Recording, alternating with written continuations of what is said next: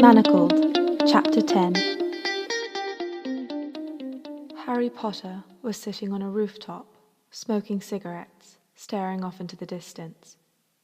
Hermione clambered out of a window to join him. "What happened to us, Hermione?" he asked when she got close. "A war," she said quietly, reaching out and turning his face toward her. There was a gash on his head. His pale skin was faintly red from the blood he'd washed off. His expression was sad, tired, and angry. "Who changed? Was it you or me?" he asked as she laced her fingers through his hair and pushed it aside so she could close the wound. "Me," she said, avoiding his gaze.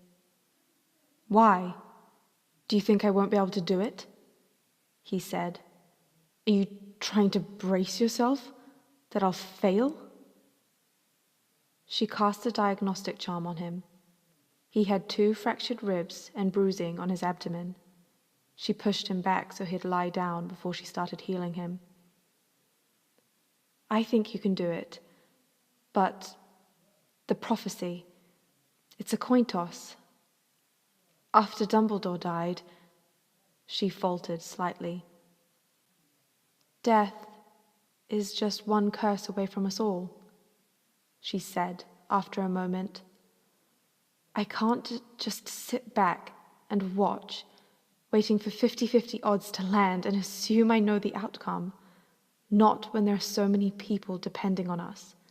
What you have, the way you love people, it's pure. It's powerful. But how many times have you killed Tom now? As a baby, because of your mother, in 1st and 2nd year? But he's still here. He's still fighting you. I don't want to assume anything is enough." "You don't think good can just win?" Harry said. The reproach in his voice was heavy. "Everyone who wins say they were good, but they're the ones who write the history. I haven't seen anything indicating that it was actually moral superiority that made a difference," she said as she murmured the spells to repair the fractures. "You're talking about Muggle history, though. Magic is different. The magical world is different," Harry said, reaching toward her wand hand just as she moved it to heal the next rib. He closed his fingers into a fist and let it drop. Hermione shook her head minutely, and Harry's expression grew bitter. He looked up at the sky. Hermione cast a barrier charm over her hand and then began spreading a bruise paste over Harry's stomach and ribs in small circular motions. "You used to be different," Harry said. "You used to be more righteous about things than me. What happened to Spew? That girl would have never said dark magic was worth the cost. What happened?" "That girl died in a hospital ward trying to save Colin Creevey." "I was there when Colin died too, Hermione, and I didn't change." "I was always willing to do whatever it took, Harry. All those adventures of ours in school. Once I was in, I was in. Maybe you just never noticed how far I was willing to go for you." When Hermione woke, she remembered the dream. She replayed it again and again. It was a memory, which frightened her somewhat, but there didn't seem to be anything in it that appeared particularly consequential. She tried to place the year it had happened. Harry was smoking, a habit he started 3 years into the war. Hermione didn't recognize the rooftop, but that didn't mean anything. There had been dozens of safe houses that Hermione rarely visited. Having a new memory of Harry, even one that wasn't particularly happy, felt like an unexpected gift. She missed him so bitterly it was hard to breathe sometimes. She lay in bed and turned it over and over in her mind, taking note of every detail. The light in his eyes, the nervous, intense way he'd take a drag from his cigarettes and exhale sharply, the exhaustion on his face, the way his hair stood on end.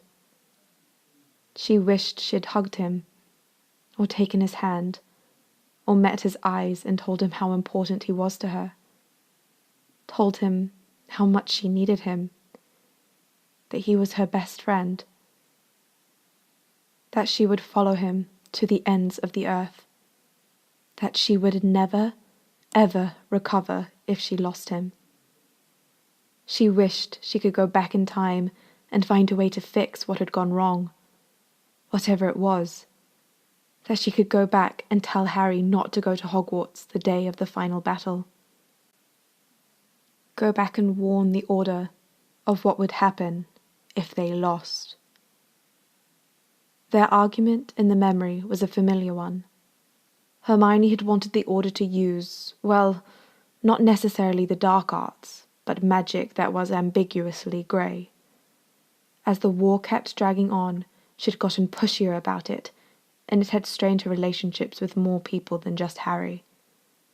She tried not to dwell on the question of whether they could have won the war if the Resistance had been willing to use dark magic. The war was over and lost. She pressed her hands against her eyes and tried to force the question away. Whatever the answer was, it would be as painful to reach as it would be futile. Oh, Harry. Had she told him she loved him the day he died? Had she even spoken to him? She couldn't remember. Hermione curled up in her bed and wrapped her arms around herself in a mimicry of a hug. When she'd been in the cell, she'd wondered if it was possible to die from the devastating loneliness she felt. She'd felt like her heart had broken. It still felt like that. After a few minutes, she forced herself to get up. Lying in bed moping wasn't going to accomplish anything. She paused at the window. It had snowed. The whole world outside was blanketed. The visual relief from all the dreary grey was almost heartening. Along with the breakfast that morning, there arrived a vial of something. Hermione did not recognize the potion. She stared at it and sniffed, but wasn't sure what it was. She set it aside. She hadn't been commanded to take it, and until she was commanded, she had no intention of imbibing any unfamiliar potions.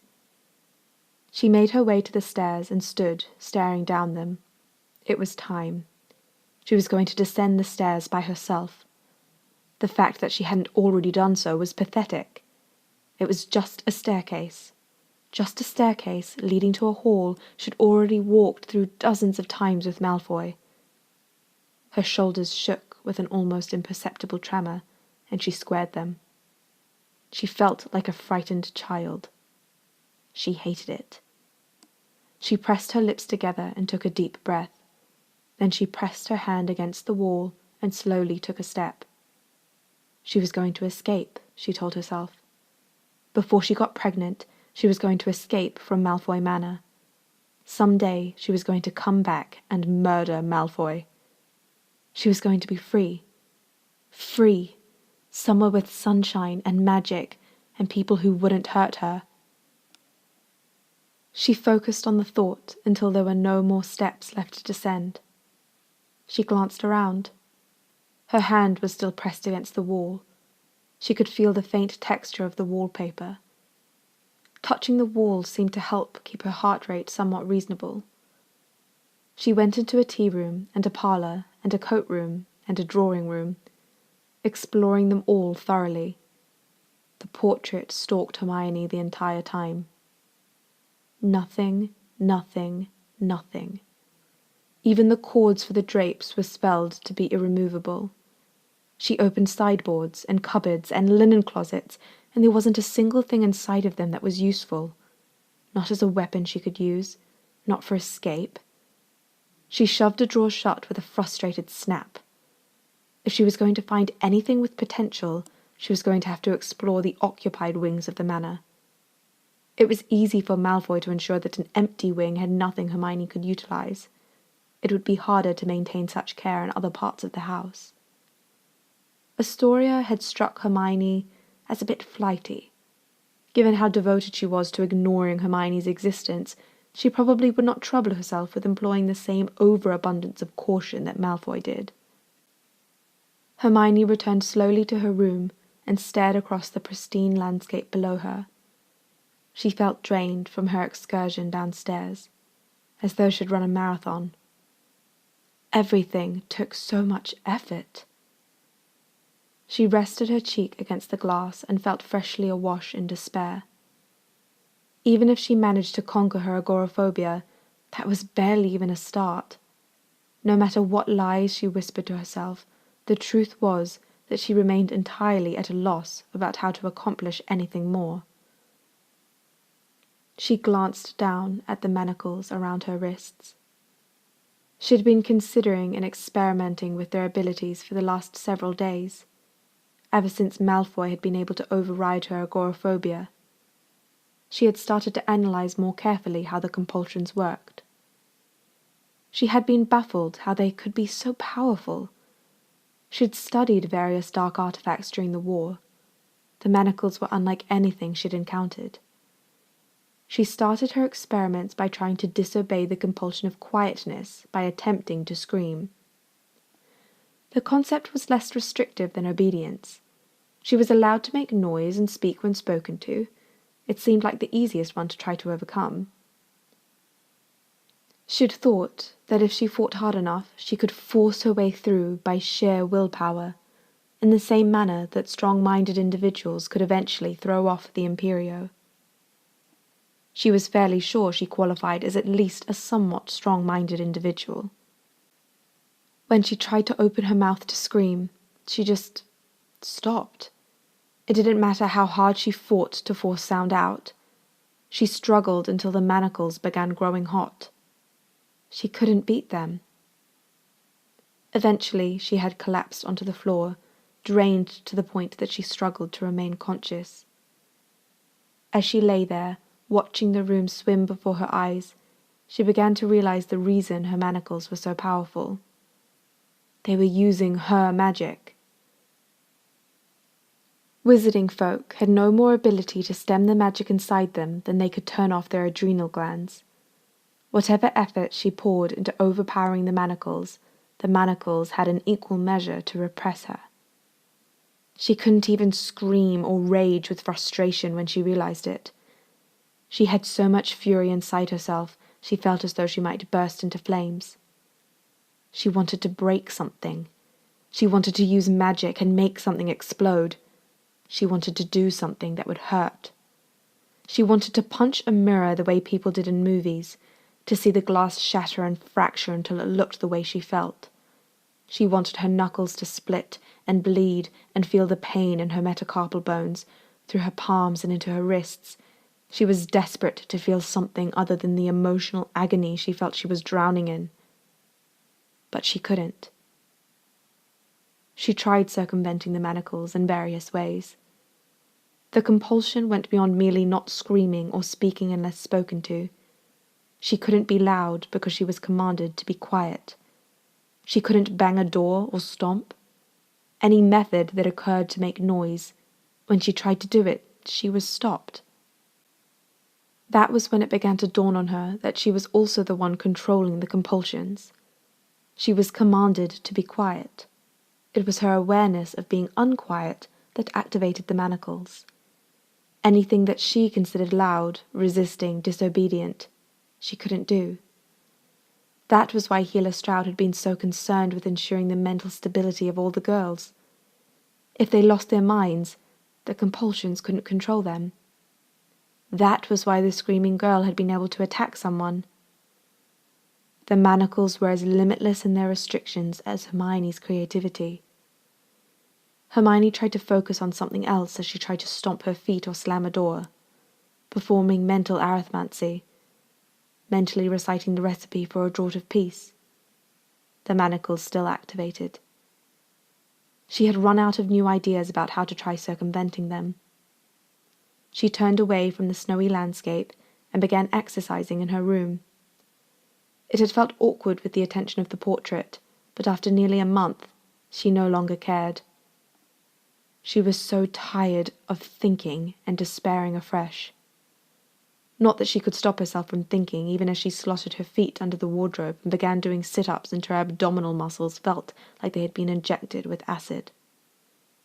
At least it was a way of directing her rage. She wouldn't be able to kill Malfoy. The manacles made it impossible. She couldn't escape on her own either. Umbridge hadn't even bothered with laying a compulsion against escaping. That was how certain she and Healer Stroud were that the girls couldn't get the manacles off. That detail was the only loophole Hermione currently had to exploit. She could do things with the intention of escaping. She had reviewed everything she knew about the manacles carefully. Hannah had made no mention of anyone ever getting them off, despite whatever laxness or camaraderie had been developed with the gossiping guards. The manacles had a trace in them, but rather than just get someone to take them off, Angelina had attempted to steal the trace. Quite a number of people had managed to escape Hogwarts. All the people Malfoy had killed. No one had ever successfully escaped entirely, because none of them could get the manacles off. What had Hannah said? Unless Hermione could cut her hands off, she'd never escape. How did the manacles come off? 2 Death Eaters had come to Hogwarts the day the new ones had been put on. Yaxley and Rowell. They had been called up when the guards started stunning all the women, and they'd been gone when she had been renovated. Only Death Eaters bearing a dark mark could remove the manacles. She had 2 options. She had to find a way to make Malfoy either kill her or help her to escape. There were no options that excluded him. It didn't matter if the manor had an entire set of camping gear, a basket of portkeys, and a weapon she could somehow touch. It would all be useless to her if she couldn't get the manacles off. She snarled quietly to herself in frustration and rolled over and started doing push-ups until she couldn't lift herself off the ground any more. She rolled onto her back and stared at the ceiling. Draco Malfoy, where is the chink in your perfect armor? As if on cue, the door opened and Malfoy walked in. She turned her head to look at him, still too tired to try dragging herself off the floor. He stared down at her, something flickering in his eyes after a moment. A muggle thing, I'll assume, he said. Hermione rolled her eyes and forced herself to stand up. She felt as though her whole body were made of jelly. He glanced around the room. His eyes landed on the vial of potion Hermione had refused to take earlier. He summoned it across the room wandlessly and caught it deftly in his right hand. I realize that, being a Gryffindor, there are certain obvious things that you will always somehow fail to comprehend. I suppose I shouldn't really be surprised that you somehow missed the implicit instruction that you should swallow this, he said, his mouth quirking in faint bemusement. Hermione crossed her arms stubbornly. While it might be strategically advisable to seem docile and obedient, as a former potions mistress, Hermione was far too paranoid to agree to such a thing. What is it? She asked. Malfoy's expression grew gloating. I'll tell you if you swallow every drop like a good girl, he said, flashing a malicious smirk. Hermione did not budge. Malfoy smiled faintly as he stared at her. Come here, mudblood, he commanded after a moment. Hermione glared at him as her unwilling feet carried her across the room towards him. They didn't stop until she was mere inches from him, so close her robes brushed against his. She stared balefully down at his shoes. Look at me, mudblood. Her chin raised itself until she was staring into his eyes. He was still smiling. "Surely you are aware that I'm not going to kill you," he said. His eyes were dancing with cruel amusement. "After all, if I were, I'd imagine you'd feel obliged to come running." Hermione glowered. Yes, she knew that poison was only one of the innumerable things he could dose her with. Her heart was pounding in her chest, and it made her ears roar. "Open your mouth," he commanded, unstoppering the vial and then proceeding to upend it into her opened mouth. "Swallow all of it." Hermione's mouth closed, and she swallowed. The potion tasted bitter, with a faint tingling effect on her tongue and throat as it slid down to her stomach.